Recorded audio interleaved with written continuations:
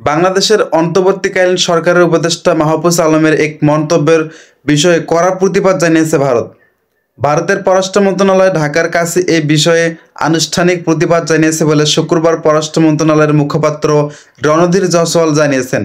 দিল্লিতে সাপ্তাহিক সংবাদ সম্মেলনে প্রতিবেশী বাংলাদেশের নেতাদের দায়িত্বশীল মন্তব্যের গুরুত্বে কথা স্মরণ করিয়ে দিয়ে রণধীর জয়সওয়াল বলেছেন, নয়াদিল্লি সংশ্লিষ্ট সকলকে প্রকাশ্য মন্তব্য করার সময় দায়িত্বশীল হওয়ার পরামর্শ দিতে চায়।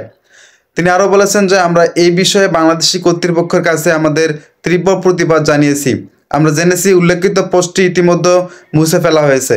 তবে আমরা সবাইকে মনে করিয়ে দিতে চাই, জনসমক্ষে মন্তব্য করার সময় সংশ্লিষ্ট সব পক্ষকে আরও সতর্ক থাকা উচিত।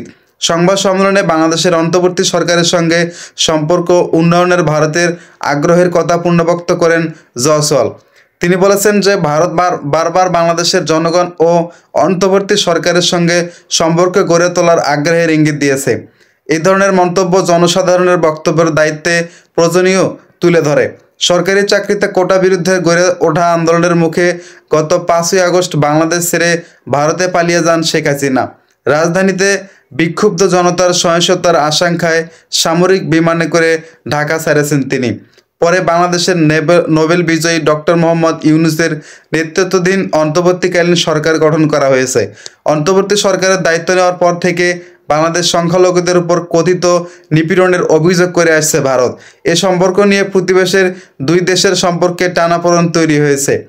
বৃহস্পতিবার নয়াদিল্লির বাংলাদেশের হিন্দু এবং অন্যান্য সংখ্যালঘুদের ওপর কথিত সহিংসতার ঘটনায় উদ্বেগ প্রকাশ করেছে। দিল্লি বলেছে যে হিন্দু ও অন্যান্য সংখ্যালঘুদের জীবন ও স্বাধীনতা রক্ষার প্রাথমিক দায়িত্ব ঢাকার অন্তর্বর্তী সরকারের। ভারতের পররাষ্ট্র সচিব বিক্রম মিশ্রি বাংলাদেশ সফর শেষে ফিরে যাওয়ার 2 সপ্তাহ পর রাজ্যসভায় দেওয়া বক্তৃতায় দেশটির পররাষ্ট্র প্রতিমন্ত্রী কীর্তিবর্ধন সিংহ ওই মন্তব্য করেছেন বলে জানা গেছে।